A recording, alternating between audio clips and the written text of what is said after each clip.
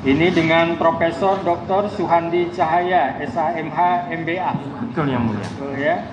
Saudara lahir di Palembang 22 Juli 54. Iya betul. Profesi saudara ini banyak ya. Salah satunya sebagai dosen pasca sarjana Fakultas Hukum Universitas Jayabaya Jakarta. Alamat saudara Jalan Gajah Mada nomor 10 lantai 2 Jakarta Pusat, benar? Betul yang mulia. Di sini juga pendidikan juga ini. Agamanya apa saudara? Agama Kristen. Kristen? Saudara kenal dengan pemohon Peggy Setiawan? Tidak kenal. Tidak ada hubungan keluarga juga ya? Tidak ada. Baik ya. Baik. Sebelum ahli memberikan pendapat, terlebih dahulu disumpah, silakan berdiri.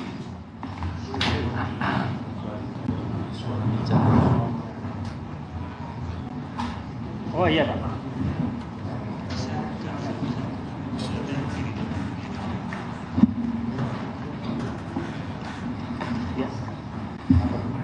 Ya. Demi Tuhan saya berjanji. Demi Tuhan saya berjanji. Sebagai ahli. Dalam perkara ini. Akan memberikan. Pendapat. Soal-soal. Yang dikemukakan.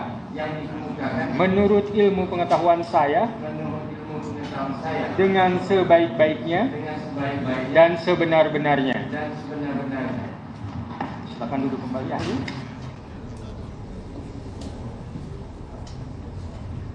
Kepada termohon, saudara mau mengecek surat tugas ahli? Kalau mau mengecek silakan.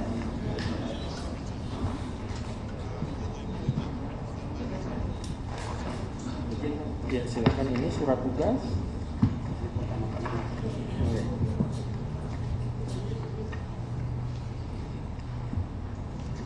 Ini juga ada kurikulum. Bisa diambil juga, ini salah satunya juga ada di kami. Ya, ada juga sama ya. Oke. Ya.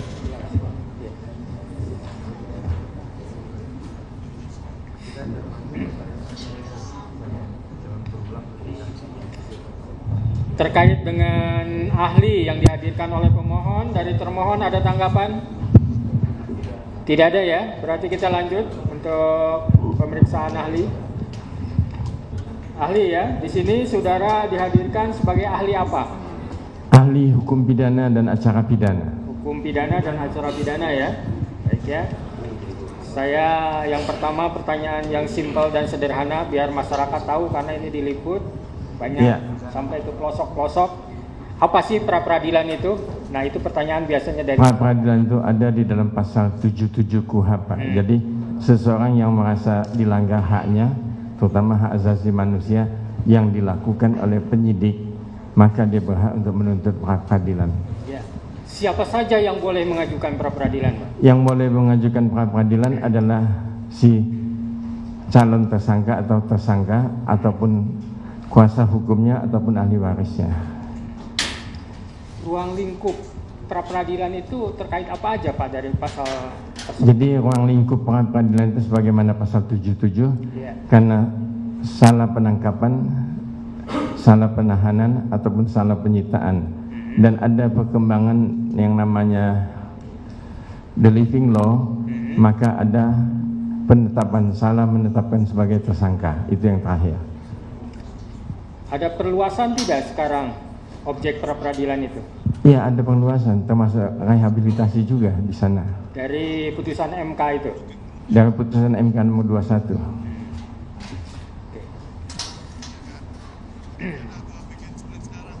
Syarat sahnya untuk ditetapkan jadi tersangka itu gimana Pak? Jadi syarat sahnya untuk ditetapkan sebagai tersangka minimum dalam penyidikan itu ada 2 alat bukti. Iya. Dan ada juga Perkap dari Kapolri nomor 6 tahun 2019 itu yang banyak dipegang oleh penyidik. 2 alat bukti itu ya hanya ditinjau dari segi kuantitas atau juga kualitas? Kualitas dan kuantitas. Dua-duanya. Ya. Hakim pra-peradilan sejauh mana menilai kualitas dari alat bukti tersebut? Kualitas dari alat bukti tersebut yang betul-betul punya connect dengan apa yang telah dilakukan oleh tersangka dan pemeriksaan yang dilakukan oleh penyidik.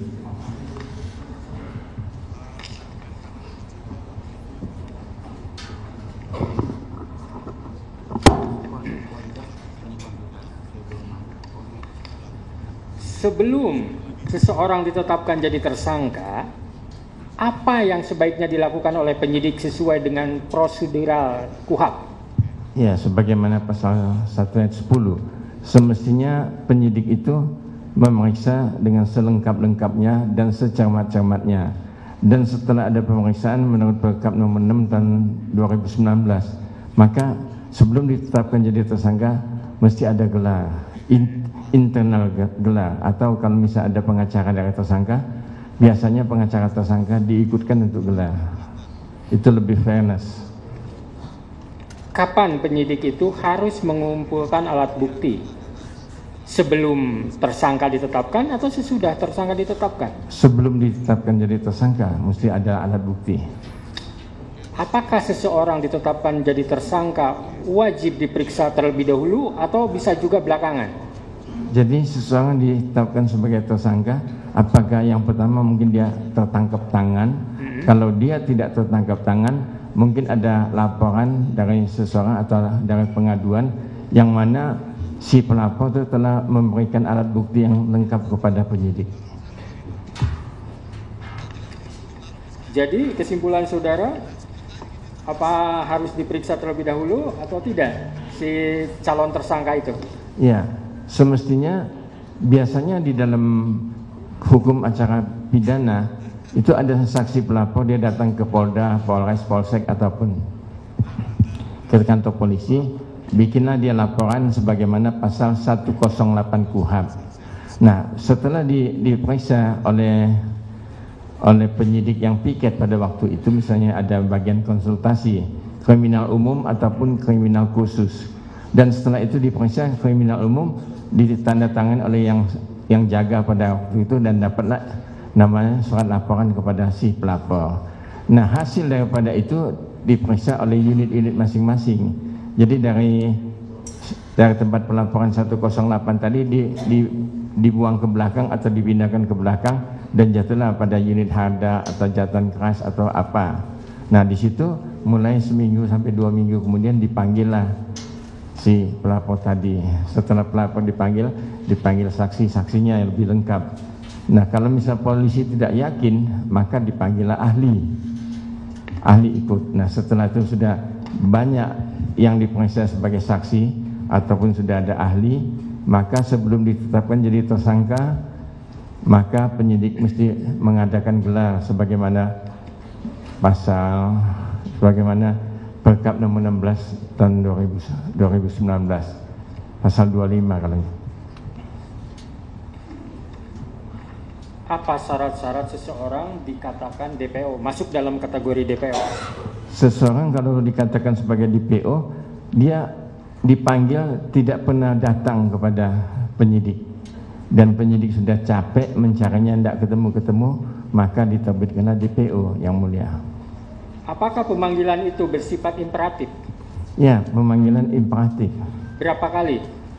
Ya, paling minimum 2 kali. Saudara bilang imperatif, apakah ada dasar hukumnya terkait hal tersebut? Gimana yang mulia? Ada dasar hukumnya terkait dengan harus ada pemanggilan? Ya, mesti ada pemanggilan di dalam KUHP. Dalam KUHP? Ya. Dalam pasal apa, Pak?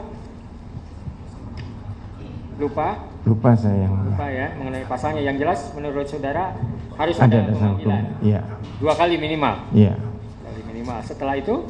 Kalau tidak ada dipanggil tidak datang, itu kan kewenangan daripada penyidik, dia bisa menjemput si tersangka atau saksi ataupun apa juga. Oke. Sekarang dalam pra peradilan, ada berapa macam putusan yang bisa dijatuhkan oleh hakim? Yang bisa dijatuhkan oleh hakim tuh masalah penetapan sebagai tersangka, salah penahanan, salah penangkapan, dan salah penyitaan. Saran ininya apa? Putusannya jenisnya misalnya, apakah putusan dikabulkan, ditolak, atau ada yang lain lagi? Putusan dikabulkan, ditolak, atau tidak dapat diterima. Ada 3. Ya. Ditolak, dikabulkan, tidak dapat diterima. Kalau dikabulkan dan ditolak udah jelas lah ya. Ya. Nah, sekarang yang tidak dapat diterima itu apa? Kalau tidak dapat diterima itu materi yang diajukan oleh pemohon tuh tidak connect dengan pasal-pasal di dalam pasal 77 sampai pasal 85 KUHP. Tidak connect. Atau sesuatu permohonan atau gugatan yang kabur bisa juga jadi alasan. Iya, bisa permohonannya obscurable gitu. Nah, terkait obscurable dari permohonan pra peradilan, apa sih obscurable dalam permohonan pra peradilan? Jadi misalnya obscurable dalam permohonan pra peradilan, umpamanya bahwa salah penangkapan, salah orangnya, atau misalnya salah penyitaan karena waktu penyitaan penyidik tidak ada izin pengadilan, atau salah subjek hukum yang mau ditangkap atau yang mau ditempatkan jadi tersangka tuh orangnya tidak betul, umpamanya kasus Sengkon dan Kata yang pernah dulu almarhum. Kalau dalam permohonan pra peradilan mencampur adukan antara materi pra peradilan dengan materi pokok perkara, apakah itu juga disebut dengan obscurable? Ya. Menurut ahli? Ya betul. Menurut ahli ya seperti itu ya. Terkait dengan masalah pelaku atau bukan pelaku, apakah menjadi ranah dari hakim pra peradilan? Bukan. Bukan. Terkait dengan bersalah atau tidak bersalah, apakah masuk dalam ranah pengadilan pra peradilan? Bukan. Bukan. Terkait dengan error in persona, apakah termasuk wewenang dari hakim pra peradilan? Bukan. Bukan.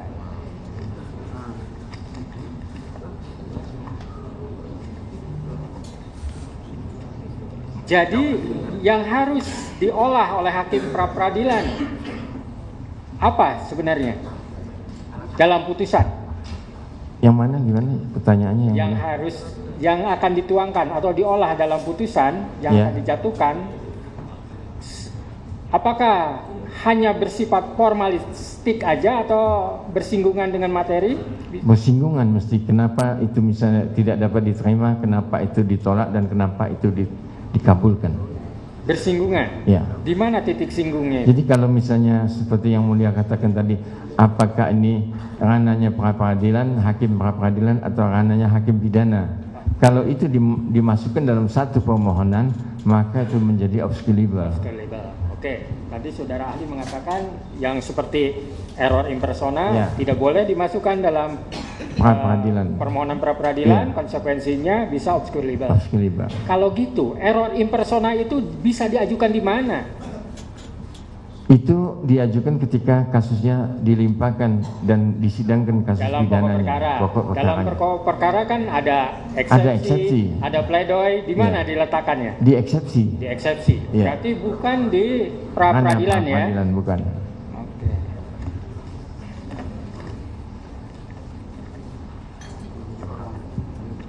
Silakan dari pemohon untuk mengajukan pertanyaan. Enggak. Silakan, enggak.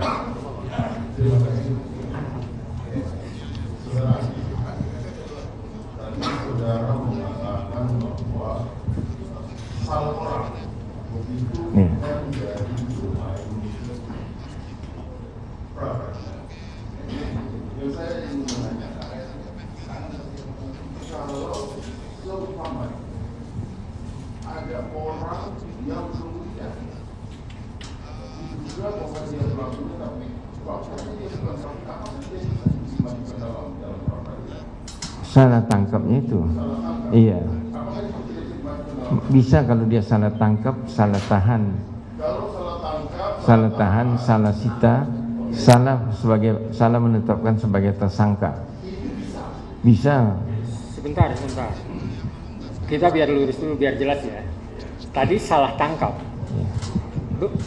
Sejauh mana hakim pra peradilan bisa mengatakan bahwa si A itu bukan pelakunya, bisa salah tangkap? Coba Pak. Coba diulangin yang mulia. Tadi ada istilah salah tangkap bisa masuk ke area wilayahnya hakim pra peradilan. Bagaimana bisa hakim pra peradilan itu mempertimbangkan, membuktikan dalam putusannya bahwa si A itu bukan pelakunya? Ya, kalau misalnya itu tertangkap tangan, itu kan bisa langsung. Misalnya itu bukan dia yang melakukannya, itu salah tangkap. Apakah itu nanti tidak bersinggungan sama pokok perkara? Karena nanti akan memutuskan bersalah atau tidak bersalah. Iya. Atau tidak Tadi sudah saya jelaskan yang mulia. apabila dalam tuntutan peradilan itu tidak mempunyai kayak kalau dua kualifikasi hukum. Dua, jadi kalau dia misalnya masalah ini memang ranah peradilan sebagaimana pasal 77 sampai 85 KUHP, dan kalau misalnya bukan itu yang masuk dalam ranah hakim, jadi kasus pokoknya itu digabungkan, maka itu tidak bisa. Jadi kesimpulan ahli gimana terkait dengan salah tangkap? Ya kalau dia cuma salah tangkap, enggak ngomong yang lain-lain, saya rasa itu masuk ranah peradilan. Peradilan. Ya. Maksudnya apa buktinya untuk membuktikan bahwa salah tangkap? Harusnya si B, bukan si A. Gimana coba? Apakah itu tidak masuk ke pembuktian? Membuktikan bahwa nanti akan terkait dengan unsur barang siapa? Ya, kalau itu penyidiknya salah tangkap, mestinya kuasa hukum atau keluarga itu ngasih tahu, Pak, bahwa itu bukannya, kasus ini bukan si A yang melakukannya. Kenapa si A-nya ditangkap? Nah, itu kan masuk ke pembuktian maksudnya, Pak. Ya, tapi belum sidang pokoknya belum mulai yang mulia. Nah, misalnya di saya kata ini misalnya ini bukan si A pelakunya tapi si B. Nah, untuk meyakinkan saya bahwa pelakunya si B gimana? Nah, itu kan saya bilang dengan letter aja, dengan surat yang mulia. Jadi pemohon atau kuasanya tulis surat kepada penyidik, Pak, Bapak salah tangkap, Pak, yang melakukan ini bukan si A. Nah, ini saksinya dengan lengkap diajukan saksi-saksi, boleh di BAP saksi-saksinya bahwa itu bukan dia. Nah, terkait dengan saksi-saksi itu, apakah itu tidak masuk ke pokok perkara, Pak? Bukan formalitas. Sementara hakim itu hanya formalitas. Ya, itu belum sidang yang mulia. Belum sidang? Iya. Ini lagi berbicara tentang sidang, Pak. Ya, belum sidang. Jadi waktu itu, jadi si yang merasa keluarganya ditangkap atau kuasa hukumnya, dia ajukan objection kepada polisinya, kepada penyidik. Sekarang taruhlah masuk ke persidangan seperti yang perkara ini kan. Nah, gimana mensikapinya? Kalau misalnya sudah masuk dalam persidangan, itu permohonan tadi tidak bisa punya dua kualifikasi hukum yang mulia. Jadi kalau misalnya dia salah tangkap aja yang diproses. Kalau dia salah tahan aja permohonannya. Atau kalau dia salah sita atau salah sebagai penetapan tersangka, 1 poin, nggak bisa 2 poin atau 3 poin diborong sekaligus. Jadi salah tangkap kesimpulan saudara gimana? Pra peradilan atau pokok perkara? Jadi kalau misalnya ketahuan salah tangkap itu, kan pembuktinya mestinya di dalam pokok perkara itu sudah diperiksa saksi-saksi segalanya, ketahuan bahwa penyidik itu salah tangkap. Tapi kalau awal misalnya salah tangkap masuk dalam pra peradilan, nanti kan obscurable itu yang mulia. Gitu ya pendapat ahli, kalau dimasukkan ke pra peradilan malah obscurable karena seyogianya harus melalui pokok perkara atau setidaknya sebelum digelar perkara sudah ada komplain gitu. Iya, sudah ada objection, ada komplain kepada penyidik. Di luar sarana dari persidangan. Iya, di luar itu. Oke, silakan lanjutkan. Saudara, yang saya ingin menanyakan bahwa berdasarkan keputusan Mahkamah Konstitusi telah dibuatkan perluasan seperti saudara tadi menyampaikan. Iya. Penetapan tersangka. Nah, penetapan tersangka ini ketika dikaitkan dengan terjadinya error di persoalan atau salah tangkap, apakah penetapan tersangka ini bukan merupakan dari penetapan tersangka tersebut? Ya, PH. Penetapan tersangka juga banyak contoh jurisprudensi ataupun ditetapkan sebagai tersangka lantas ditahan atau ditangkap oleh penyidik, terutama kasus-kasus yang dipegang oleh KPK tuh. Nah, itu memang termasuk ranah peradilan. Ya. Saya ingin menegaskan bahwa salah tangkap supaya kita dapat gambaran tegas bahwa salah tangkap itu adalah ranah dari peradilan. Betul. Masuk dalam lingkup penetapan tersangka ya. Iya. Kemudian saya ingin menanyakan bahwa dalam menetapkan seorang DPO apa saja syarat secara mengenai. Jadi kalau untuk menetapkan seseorang sebagai DPO yang ditetapkan sebagai DPO itu mesti dipanggil dulu, ada surat panggilannya. Iya. Iya. Saya pertanyakan, boleh nggak seumpama ada seseorang ditetapkan sebagai DPO, katakanlah yang ditetapkan sebagai DPO 2010. Ya.